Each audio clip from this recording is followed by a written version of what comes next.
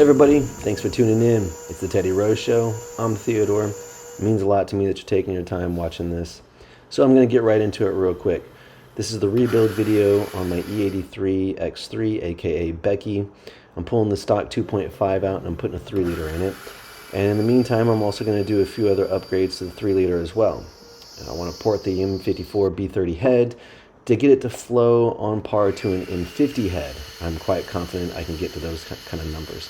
I also want to switch over the intake track to an M50 intake manifold, make some adjustments to the exhaust system, get rid of the diesel valve, the secondary air pump, yada yada. You get what I'm saying. Anyways, every time I turn that T-handle, I'm moving the valve down 50 thou at a time. The thread pitch on that stud is 1.25 millimeters, and that converts to 50 thou in inches. I'm going to flow the head all the way up to 500 lift, even though it's probably going to peter out around 350. Still going to see what we can get up there, because I want to have some numbers so that way when I go import it, see if we get any numbers on the higher side of the lift, just in case we ever put any cams, and this information will be useful down the road when I'm also doing some more M54 B30 engines. Thanks for tuning in.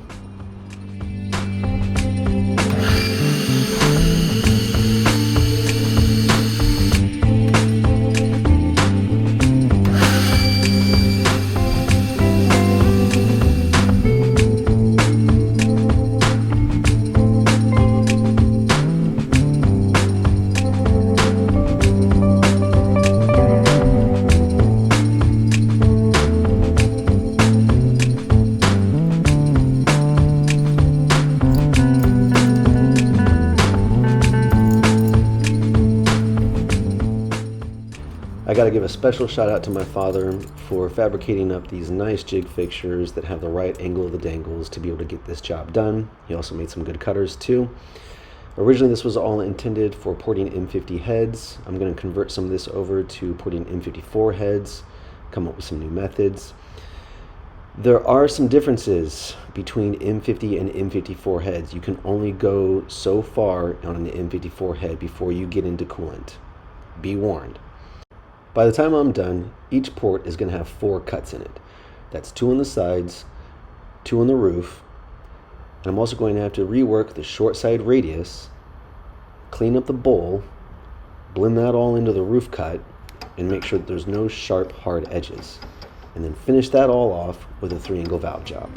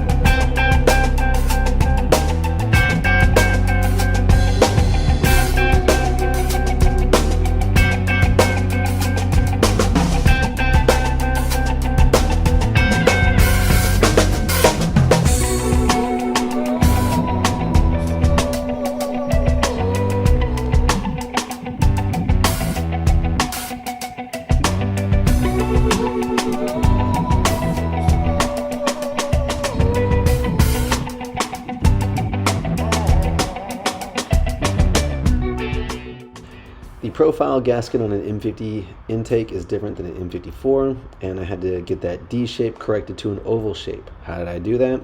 I used an intake flange that Tyler here at Metric Mechanic makes as a template. This was a great piece, and I'm going to end up using this for my M50 intake as well.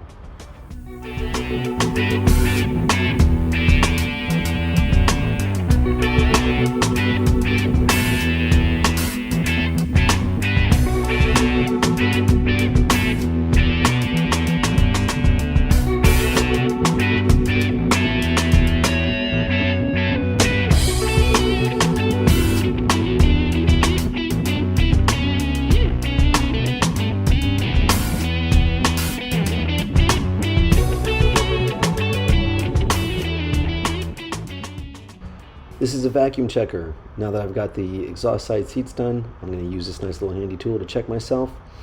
If I'm pulling 25 inches of vacuum without a spring, that's pretty damn good. The only issue I have when I'm doing exhaust sides on an M54 is that the port has a little port for the EGR system. You've got to plug that off. Otherwise, your gauge will just read like it's open.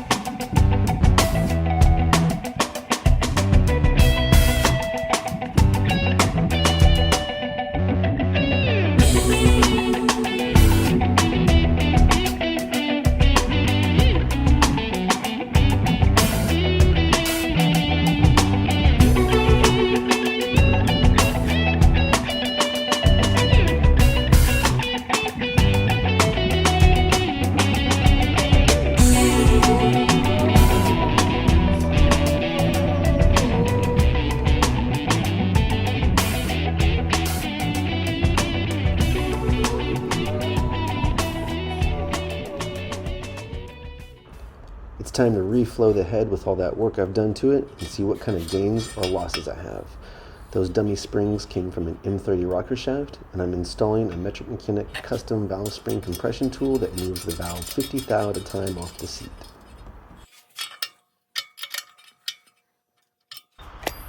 I've done a bunch of flow testing on M54 heads now, and that little velocity port underneath the main port doesn't seem to give any advantage or disadvantage to flow gains on the main port.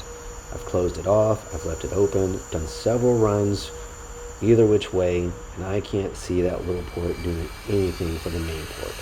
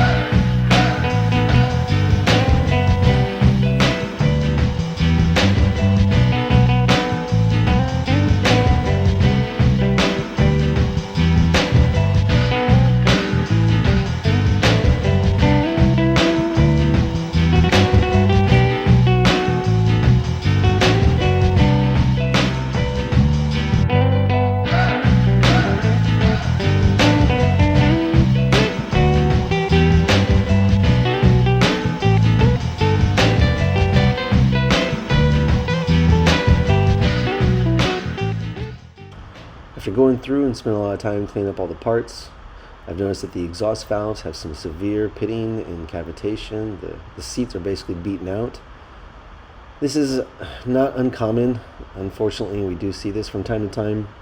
And my fear is that when I go to grind these valves on the valve grinder, it's not going to clean up all the way. There's still going to be quite a bit of pitting and some little divots, as you can tell here. And you can only do so many valve jobs on a valve before it gets too thin, and eventually the valve will just burn out on itself, because that side area has to have enough thickness there for heat. If it gets too sharp, that will burn the valve out. So I'm going to have to find another set of exhaust valves and put some more work and time into it. It's a little disappointing, but I'm very thankful that I'm at Metric Mechanic.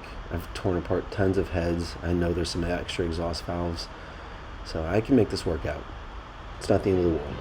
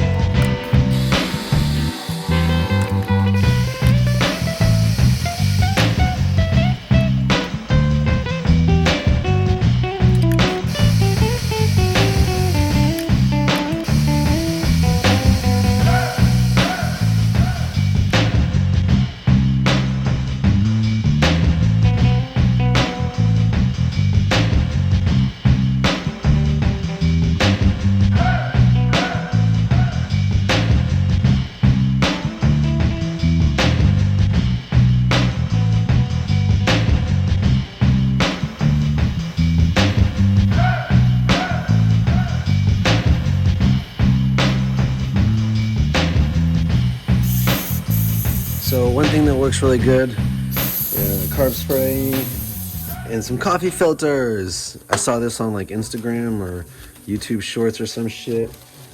But paper towels will leave like a bunch of little tooties. And in case you're wondering what a tootie is, that's that lint, that piece of crap shit that's left over in your pockets or stuck to your sweater. You know, tooties. So paper towels leave tooties behind, and well, coffee filters don't. So I picked this up from some old Volkswagen dude with a beard on like Instagram or some shit. Wish I could remember his name so I could give him a holler, but hey, anyone who knows what I'm talking about, that's cool. Yeah. Just rambling at this point, I guess.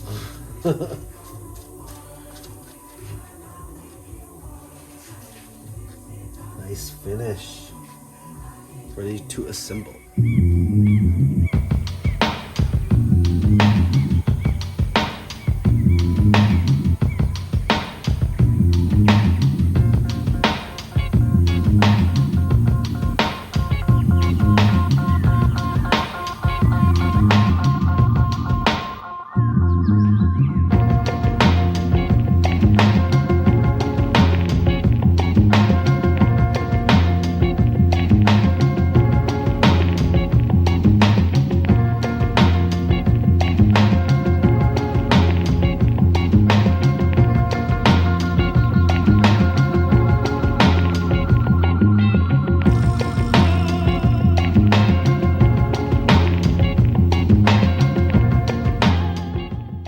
As you'll notice, there's a back cut angle that's ground just after the seat. That angle is a flow increase angle. I can't tell you what degree it is, but this is something that Jim Rowe came up with years ago when he was flow testing 4-valve heads like S14s, S38s, M50s, etc. He noticed that there was an angle on the back side of the valve that would increase some flow at low lifts. This is something that I carried over to the M54 engines as well. It's only on the intake side.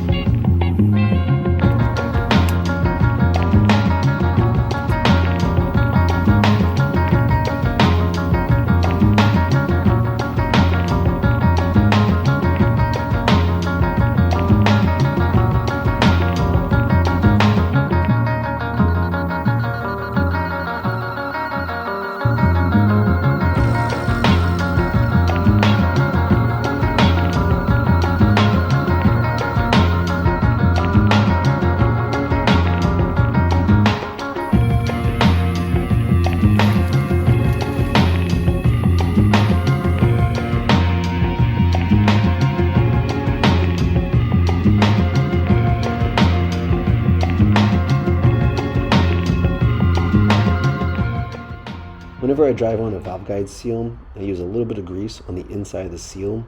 That's so the lip of the valve guide doesn't tear the inside of the valve guide seal, and it drives it on a lot smoother and seats it real nice. I'm also using the Metric Mechanic valve guide seal driver. It's a 6 to 7 mil stem seal, and I'm using Metric Mechanic's heavy duty spring retainers. They're a thicker retainer than the original factory retainer, and I'm also going to use a 30 thou shim underneath the spring perch.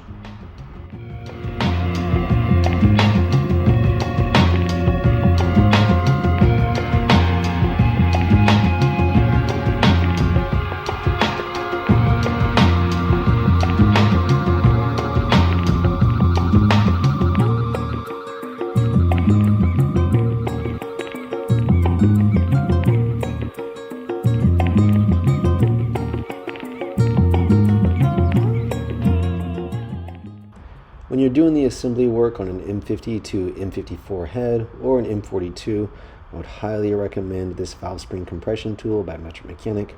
It does 4 valves at a time. Can't beat that.